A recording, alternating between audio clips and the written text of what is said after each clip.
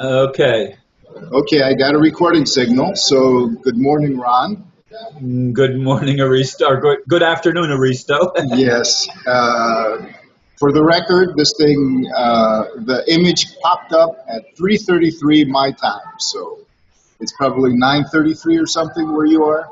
No, 8:33 it was. 8:33. Okay. So it's a decent time. The number seems to be very much touted amongst many circles, and I been looking again at the history of banking in Asian perspective. And on page 162 of the document, and they give you the pages, and yeah, I memorized that.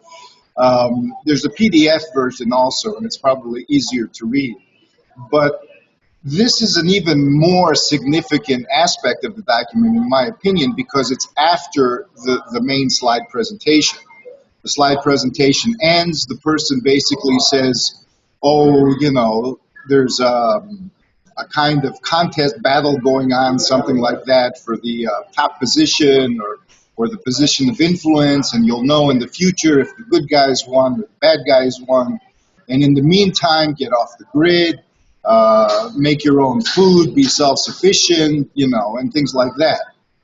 However, that's not very easy when they pass laws outlawing, for example, in Greece, they're going to outlaw milk. They say, well, you can only get your milk from our factories and it has to be powdered milk. Yes, and you can only, the meat also is slowly going to be targeted, and you can only get the meat from our factories. All of the food is going to come from what we say it's going to come. You're not going to produce any food. They're passing a law saying all extra virgin olive oil is going to be 50% soy oil. Yes, and this is a Greek staple. And in order to pass this law, they've outlawed one of the political parties in the Greek parliament, and they've taken their votes. They've hijacked their votes. This is the extra right-wing so-called Nazi party, which was in cahoots with the ruling party, trying to, I don't know what. But they had a disagreement. The ruling party betrayed them, and this came out in these videos, because one of the people from the ultra right-wing party had a little recorder and a video camera, and so there's a massive scandal going on here. But basically, they voted a law with I don't know how many fewer members in parliament, but they claimed they had a full membership, so they actually stole votes because all of those people would have voted against that law, and this law says you cannot have your own food. And then if you have extra taxation and all of this, you cannot, they set it up so they basically screw you. Plus, like I've noticed, they're changing all the water lines, and there's an increased incidence of what they're spraying in the air. So you can give people 600 euros or dollars or 1,000 or whatever, but if the government that's here is still here, it's going to be taken and given to the banks through extra taxation on the one hand, or essentially it's not going to help people who are suffering from various epidemics now. There's a meningitis epidemic that's killing small children that popped out of the blue. In Spain, a giant cloud was seen in the skies, like a massive white cloud of smoke.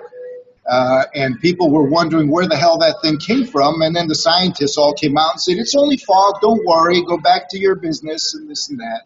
Completely abnormal, similar to the black snow they've been seeing this winter in Canada and the northern United States. This kind of crap cannot continue. And of course, as you know, as everybody knows, it's not just a matter of the financial situation, but it's a matter of if you went out with a gun or a spray can with chemicals that were lethal and mutagenic and started spraying your neighbors, you would be arrested. There's no amnesty for that type of thing, especially if it's continuing. So all of that money would go to pay for more, things like that. Yeah. Now, Rita, I'm gonna interject here because initially when we started working with Swiss Indo, the objective was for peaceful coexistence.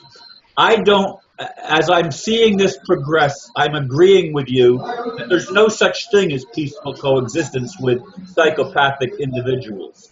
I mean, somehow, I don't know how, what the mechanism will be, but we cannot release the new program while the old program is still in existence. Exactly. And that's exactly what the document says. It says that you cannot expect any changes. Right now, the problem is who's going to basically coordinate all of this? Is it going to be people who want to destroy humanity, or is it going to be people who are more benign in nature?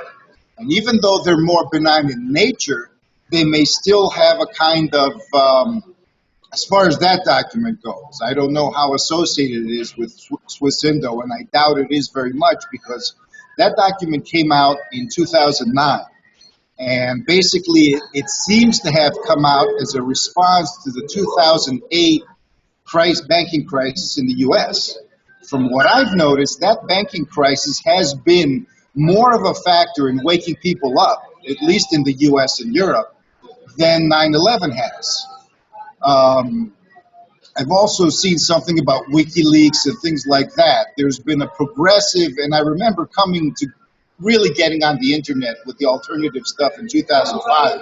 I mean, I knew all this stuff since the 80s, but in 2005 in forums, I saw an accelerated participation. But also, there was still, at that time, a kind of persecution going on. People were paranoid. They were afraid for their lives. You know, there were threats going on. People were claiming those things. Slowly, after the banking crisis, the establishment realized that, well, it's far better to just admit things and scare people and then, you know, create disinformation and all of this than try to hunt everybody down who's figuring things out. However, the document also says, now this is where the important thing comes in, because after this document, there's one other sub-document that talks about the Federal Reserve and somebody's speech, and then in page 162, it talks about a whistleblower that, I forget what the, four clouds or something like that, four winds, something like that. Oh, yes. That's Patrick Bellringer. Yeah. He runs that site. Exactly, and he found a whistleblower, or he calls him a whistleblower, but this person was of Indo-Chinese descent or Indonesian or Balinese or something, and he was connected to signatories and the collateral accounts and all of this, and a representative of the royal families, and so he came out and basically commented on the previous text. The person who put up that history of banking didn't state where it came from.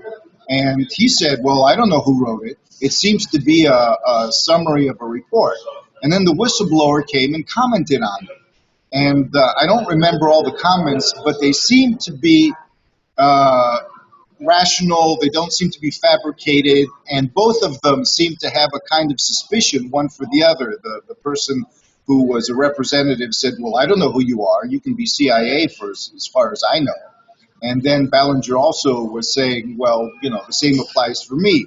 And so Ballinger basically presented, or I don't know, one of the people there presented that, well, maybe we can work through this information. It can come out.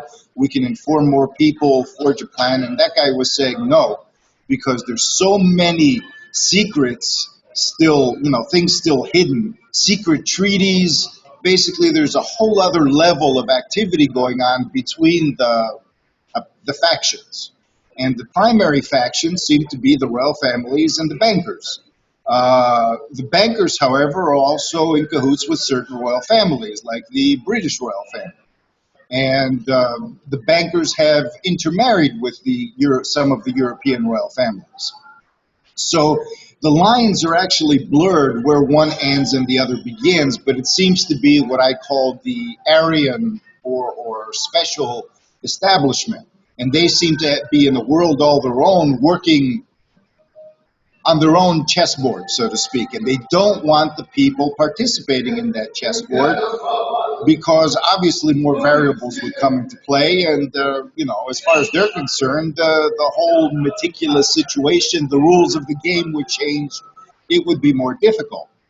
The person who, now, in the military and elsewhere, there are various political factions in Greece, and some of them are royalist, even today. Some of them are anarchists, etc. That's true all over the world. All over the world, exactly. What I wanted to say was that I have a sense that the characteristics of each of these factions are similar. The royalist of one country has similar qualities with the royalist in another country, for example. The reason that they support kings, they believe in monarchies and all of that. So this person strikes me as a bona fide royalist, like a loyal servant of the royal families. He doesn't seem to be an agent.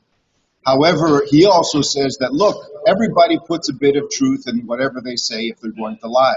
The way things are confused right now, there is no way to know what the truth is and what lies are. People are not going to be persecuted if they keep their information below a certain level of revelation. And these are not spiritual revelations or revelations about ETs and this and that and the other. As far as this guy was very pragmatic. He means treaties and agreements and what's really going on and behind the scenes. These things, he said, if you do not belong to one of the factions of the official chessboard, they're going to kill you. But if you do belong to one of the factions, or are working for them, or are endorsed by them, you're going to, you're not going to be in danger because it's an agreement. These people have understood that if they don't have a specific game board with their own sets of rules, if things go into chaos, there's going to be another Atlantis or basically a complete collapse that they cannot control. And this is another reason why even the bad cops, the bad guys, the bankers, whatever, can't go ahead with their plan because, they could just ignore everything and do whatever. But they would lose control. And so, the whole thing would be unpredictable. And the thing is that humanity is not where it was in Atlantis. If they do lose control, if the reset, even if there is a reset, unless they push a button and want to destroy everything, but if they just lose control on a mundane level, there is far more probability that things will not begin in the same way because they have to keep the old clock rolling. They have to keep the old machine going. Right now, that whole chessboard thing, that whole establishment thing, whatever the faction is moving with the fuel and the steam of the previous 26,000 year period. We're entering into a new 26,000 year period, which means new motivational energies are infusing manifestation, are infusing the human condition. You cannot, the old energies basically will only run under the old rules and the old forms. This is the reason why they don't want to give those up. They'd like to. Many of them would like to just set off and do whatever and take risks. However, if they do so, then the only thing that's going to be left for them is a whole new paradigm that they can't handle. So they have to promote the structures of the old paradigm, the ideologies of the old paradigm, which are part and parcel with the agreements that they made in the old paradigm to keep the system going. They're bonded to that. They're actually almost enslaved and indebted to it, a kind of old karmic machine that they want to keep going. So they want to harvest the energies from the new karmic machine, so to speak, and transform them and translate them into the old one where they're still in control. Now, whatever the ideological thing is, however well-meaning one is, we are all humans, and you saw it yourself. As soon as you give somebody a title, you even might have a sense of a percentage. If you have 10 people, for example, from what you've observed, how many of those 10 people tend to kind of get tempted by the title? Yeah, I've seen it happen in the delegation that some people are given a responsibility and immediately they think that gives them authority over other people. And I've stood up time and again, although not as quickly as I should have, but I've said no, press has to be free. It can't be controlled. This is exactly, and it's what's happened time and time again. Whenever you have any kind of benign situation, there's always the opportunist waiting in the wings, even though they may not be an opportunist in their own eyes or have never been. People under certain conditions can seem normal, but as soon as the conditions change, the opportunity arises, a hidden motive comes to the surface that they may have not known. all of humanity is full of these hidden motives, what you may call dark motives. And they're not isolating them and saying they're evil and they need to be purged, as we know, is not going to correct the situation. However, because the situation is, as we say, holographic, anything we do in our personal lives is going to affect the whole.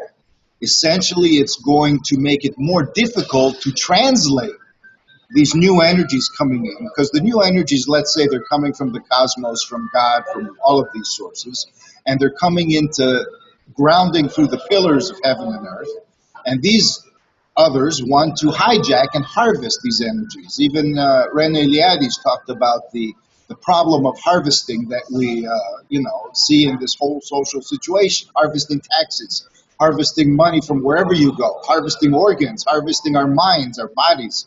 And so this idea of harvesting, of seeing us as a cash crop, because it's not a cash crop because they're actually just feeding on us.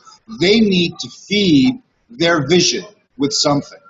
And some of these people are so insane that they believe that if they kill enough people, because this is interesting, the population about 100 years ago was half what it is now, and even less. It's just, escalated afterwards. And who actually promoted an increase in the population? Who engineered the conditions that they knew would lead to a doubling and a tripling of the population? Even since 200 years ago, they were figuring things out. Darwinism, the system called Malthusian economics that says we got to kill all the poor people back, 200 years ago. But even so, the church, the Catholic Church especially, Islam, which was right, you might say that's justified with the population is low, but these things have been promoted by the colonial forces, shall we say, in order to create a abundant cash crop and then harvest it all at once. They want a lot of deaths. They thrive on a lot of deaths because they believe they harvest the energies of what those deaths represent. It's not like they're sorcerers or whatever doing some weird mystical thing, but we can say that scientifically they have noticed that whenever there is death, somebody who wants to create more suffering and control based on suffering, the probabilities of their success increase. It's all about timelines again and probabilities and how they want to maximize the probabilities of their intentions, of their manifestations. Now, somebody who is esoterically inclined can cultivate abilities of sensing these fluctuations. But that's not only. The fact is that right now our DNA is waking up and we can all sense that if we focus on opening up to that possibility. Now, as we do sense it, however, we're also going to sense the shadow. It's not a pleasant sensing, feeling these kinds of intentions, but not just intentions, but manifest forcing, saying, okay, you're all going to die. It's like some God demanding everybody dies and suffers. They're saying, okay, your destiny is now you're going to die here. You can't live more than this. You can't prosper more than this. And it's an imposition that most people have trained themselves to float over it. Basically, in this little foamy place where we all feel it's all fine and cool and we're working through our ideals. But if we go a little deeper, things get more disturbing. And we feel the shadow, but it's not a personal one. It's a very nasty intention that is playing God, and very convincingly because it plays off of all our conditioned assumptions about what this divinity is. So it's interfering with our reception of true spirit. And of course, the document says all of these people are spiritual. And spiritual doesn't mean saintly. It basically means they have connections with transpersonal causality. One of the reasons I said, give me some time to check something out. I wanted to look at the etymology, the dictionary term of what God means. The word God, not Deus or Deva or all of these other terms, but the word God that's used in the modern religious sense essentially German, means. doesn't it? Excuse me? From German. In Indo-European, yeah, it's an Indo-European term. They don't really know what it means. All those Gott, Gut, these Germanic terms and the Latin terms and all of these, they essentially mean that which is invoked, that we bring into ourselves from a transpersonal domain, and that to which we offer our being in that's transpersonal and invisible. So it's a two-way street. It's an offering and a bringing in. But it doesn't tell you the object or subject of the offering. It doesn't say that God is the creator of the universe or anything like that. So when people speak spirituality or anything, when they tell you, look, this is the way it is here, we serve God, they don't seem like they're lying, and in their so-called philosophies, they're not lying, but they're fooling you at the same time. It's a form of rhetoric. They do it in the legal profession all the time. Mention it, and they do it in order to be able to resonate the energy that they're sincere, and that opens you up and makes you agree with them on a deep level, and thus they can harvest you. If you resist and don't agree, you don't have to go out and say, I disagree, and where they go and arrest you and all that crap. Just inside. If inside you act like Galileo, when the Catholic Church came to Galileo, they said, okay, what's going on here? You're saying that the earth isn't the center of the universe. And Galileo said, oh, no, you're right. I'm going to retract it. And then he went and retracted it and then wrote underneath, no, it's still, the earth isn't the center of the universe. The sun is, and I was right all along. So he basically lied to them. They're lying to him. They're fooling him. They're threatening him. So he says, well, sure, I'll agree. And he went and did something else, because he was threatened with torture. As you said, when they're threatened with torture or under duress, agreements are null and void. However, if you think that the agreement is valid and you agree nevertheless, they can still harvest the energy and use it for their own causality. And they even come and tell you, well, you agreed to this, and they dump all their karma on you.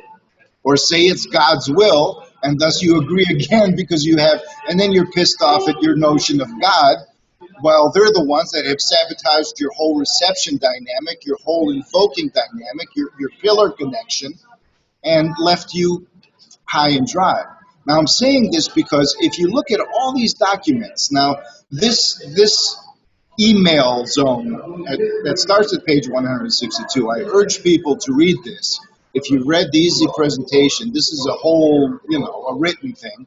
So, but however, it clarifies some more things. It's not going to solve so much as it's going to give you a more accurate picture of the complexity of what the hell is going on here.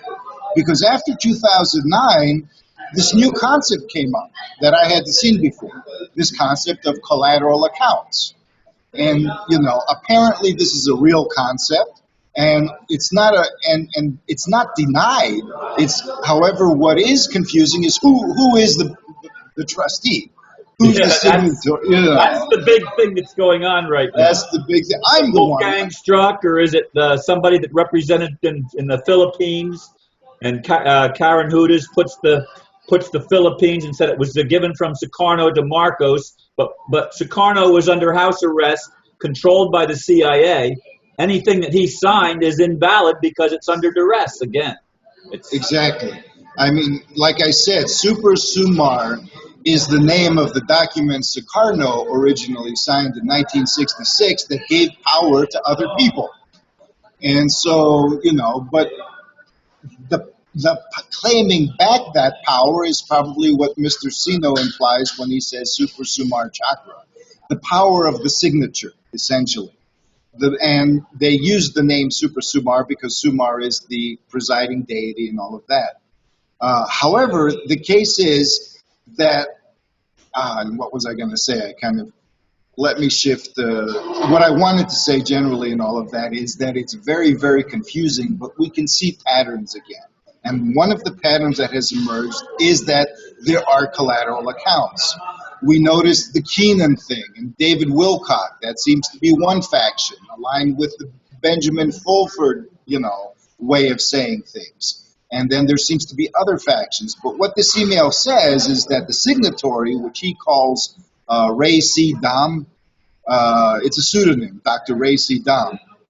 This person is very anti-American. And because the Americans took him in and his parents died and were maybe killed, and the CIA put him under guardianship of a dictator of a certain Eastern country, and then they took him to America where he was educated forcefully. But this guy hated the Americans and the English and hates all colonials.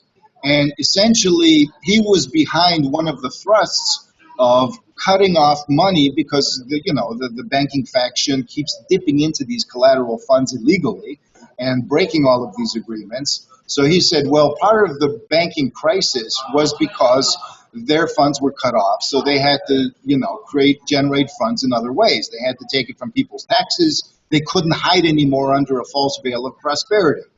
They had to increase heroin production. They had to increase the slave trade, all of these things. So they figured, well, we're going to cut off their accounts. And these people retaliated, well, we're going to make people suffer even more. We're going to make the West suffer. And they saw that they could get away with it. But again, if somebody spiritual comes into the picture, they'll say, well, the West wasn't going to wake up. You could bomb people in any given city and people start waking up. But when you start taking people's houses and vaccinating them, and they see their kids get autism and dying, then they start waking up. And that's a very bad condition. I mean, you have to suffer in order to start waking up. Or basically you say, well, they're already awake, but they're not going to do anything about it as long as they're being fed. And still many people resist waking up because they're afraid. They're still being threatened. So they want the threat to go away, and they'll say then they'll wake up. But such a person given a title, it's that kind of person who is given a title and wants to take advantage of it. Because they're thinking along a certain condition level. They're not really ever thinking for themselves. They're responding to external opportunities. They don't have a purpose, basically. They don't have something endogenous.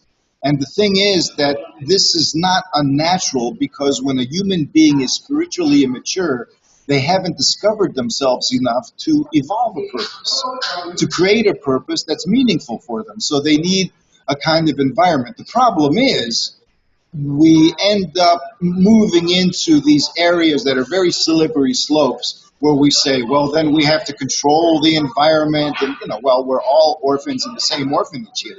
Some of us may be more experienced than others, and some of us may have some talents that others don't have, but we're still in the same orphanage. This is a very, very slippery slope, and part of the maturation process is understanding that and being able to live with it and making your decisions based upon it. You're walking on ice. We're all walking on ice, and when I first went to Ohio, the ice everywhere in the winter, I kept falling down. Everybody was laughing at me. Everybody, though, around me was used to it, and they were walking normally. It's like, how the hell are you people not constantly slipping and falling? Oh, we got used to it. We learned how to walk. There's a way of walking on ice that doesn't really inhibit you. In the beginning, it seems like you're really forcing yourself, but you can do it. So simply trying to figure things out in the old way is not going to work. Trying to get the data and make sense of it, find the truth, nobody's going to give us the truth. The outside reality is completely confused. If we're going to mature, we cannot mature in the way of being void and waiting for conditions to define us. We need to move to the point where we are defining conditions by cultivating whatever purpose we feel is there. And I'm not saying this about everybody. Many people simply cannot do this. But the fact is that everybody who is drawn to participate in a natural way has a sense of purpose. It's just that they may still be tempted to say, give me a validation, give me something, give me a title, give me something to do, instead of the person finding what they need to do on their own without any prompting from anybody else, and then expressing that.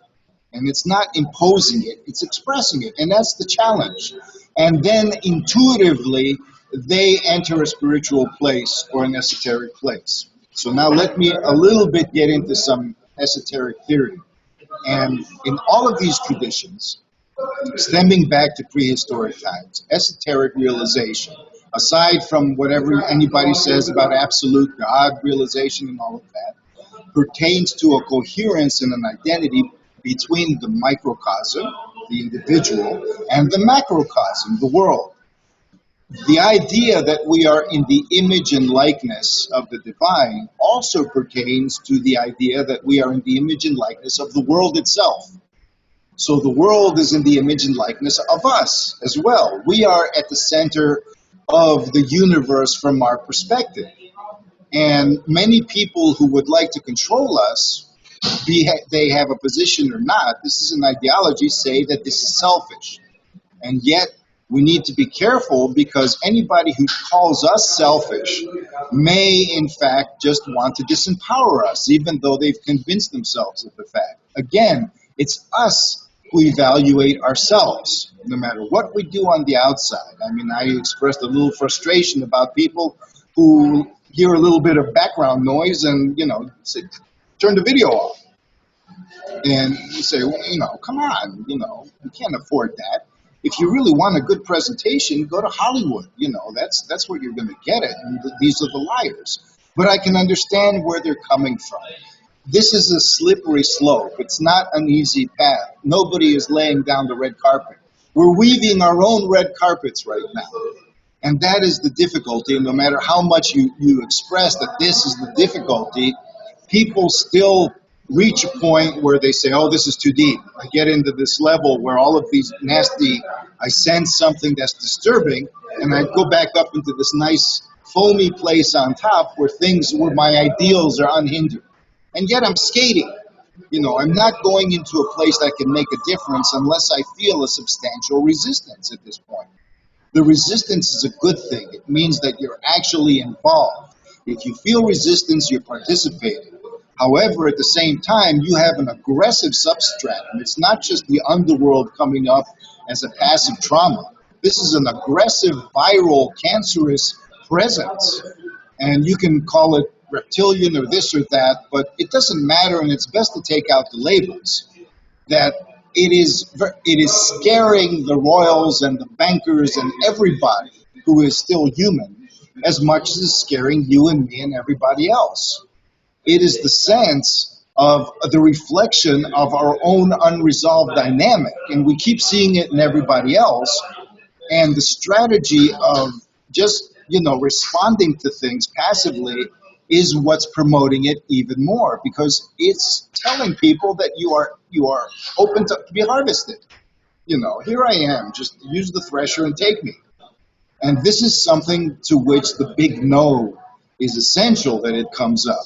Notice where harvesting is taking place in your life, whether it's from the person next to you, but at the same time, there is a sense that people have that they try to simplify. So they say, it's best to be suspicious of everybody, and that way you're safe. Hey, man, that's not going to work. Again, that's the reductionist, immature attitude that's trying to run away. It's an attitude of denial. So without judging ourselves, it's very important to be stronger. We need to notice where we refuse to enter into where we need to enter to make a difference in ourselves. Then we alter the probabilities. Now, the microcosm and the macrocosm come into coherence, and there are three worlds in the microcosm, and there are also three worlds in the macrocosm, according to some of these understandings. There is the celestial world, or the heavenly world, but in the human frame, in the manifest frame, this is the world of mind. All of these people who say God is mind, the Illuminati, all of these things are connected to one aspect of creation. Lucifer represents mind. And when Lucifer divorced from the rest, mind divorced from its higher inspiration. If God is the great architect, let's say, Lucifer is the draftsman. Lucifer is the one that writes it down and gives it to the rest of manifestation. He's the middleman. Mind is the middleman between the higher consciousness and the terrestrial consciousness, between the heart and the body. So if mind says, I'm cutting off that and the middleman is taking over, now we notice it in our society, in kings taking over. Kings are actually the middlemen until the rest of humanity can become pillars. Instead, way back in the day, since the days of Atlantis, this cycle has been defined by these middlemen who were charged, as you say, with a responsibility, betraying the rest of humanity, calling themselves Aryan or noble or special, and the rest of the pillars turned into cattle. And instead of raising the pillars and helping them, they've harvested them and are using their energy for what they don't even know, because it's becoming more and more meaningless. The most honest of them, the shadow of the well-meaning ones, are the Illuminati banker types, because they're out, because they actually express the fact that that attitude of control can lead to nowhere but death, destruction, and sadistic expression. So, and that's what's scaring people. But it's in every one of us to one degree or another. In my honest opinion, it's not about restoring a balance that existed, but it's about completing creation. The imbalance is because there was never one. It's always been an evolution, closing a much grander cycle of completion, and then we can start getting on with the job of living. We are now completing ourselves. So the three worlds are mind, heart, or soul, which is the world of life force. It's the world of fairies. It's the world of the jinn. There is free will because heart combines the celestial and the underworld terrestrial. And then there is the world of body, denser forms and of possibilities to that end. Human beings embody these three worlds and thus are a pivot of creation.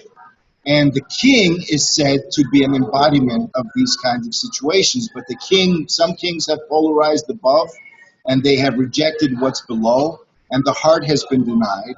So you have this concept of Illuminati, which means the exact same word as Buddha. The words Illuminati and Buddha are the same word. It means enlightened one. It means awakened one. But it's only also a mind concept, because that religion talks about the heart, but they seem to reject the body. And so other Christianity seems to center around the heart, but it also seems to have rejected the body in many ways, and it also has rejected the mind. It demonizes Lucifer, and it says, well, unless you have stop thinking, just believe. That's a heart thing. You know. So it basically insulates the heart and enslaves it. And then you have certain pagan religions, orgiastic types, and that say, well, it's all manifestation. It's the goddess of nature. It's the god of nature, and just the body and nothing else. Let's do away with money. Let's do away with civilization. Let's do away with everything, and just get back to a primal state. Well, we left that primal state for a reason. It wasn't good enough. You know, the acts of God, so-called, or acts of nature is incomplete. We're denying ourselves. We're denying our very nature as part of nature. So now this understanding will help us, because unless heart, mind, and body, unless Lucifer, Christ, and the horn god Pan, shall we say, from the masculine perspective, all align and become a single entity, a single pillar, an interactive dynamic, we cannot connect with heaven and earth. And these are just archetypes that we can learn to interpret in ourselves. People are afraid, well, if you belong to Jesus, you can't accept Lucifer or the horn guy. You know, they say, well, Lucifer is the ET guy up in the heavens and who's fallen, and the horn god is in the underworld and all of that. They may be one and the same, or they're different, but it's basically each one of these levels seems to have declared itself as God and then declared two devils. So, you know, there are these three worlds that we're challenged to eliminate hell. We're challenged to bring paradise to earth. And we're doing it from within, because as we change within, and not just mentally, we will change without. But we need to realize where the mind is enslaved, where the heart is enslaved, and where the body is being enslaved. From within first. But I urge people to use all of the information as a reference and to feel into it. And wishful thinking is a very good thing when it goes deeper, because wishful thinking is our sense of meaning when it's honest and when it's deep and when it doesn't deny the resistance. However, if it denies the resistance and only floats on top of this comfort zone, then wishful thinking is delusional, and it's very dangerous, and it's schizophrenic. And as we know, this little foamy area, the Illuminati guy or the banker guy or the controller or the reptilian can skim it off the top. And they always do. They skim off the top. But if we go deeper, they cannot skim us off the bottom. If they try to do so, they will try to do so, they will face their karma, and that is their destiny. everybody on the chessboard, and us included. So if you want things to progress, you don't have to support a specific faction, or you may, if your heart tells you to, or your mind and your body and whatever.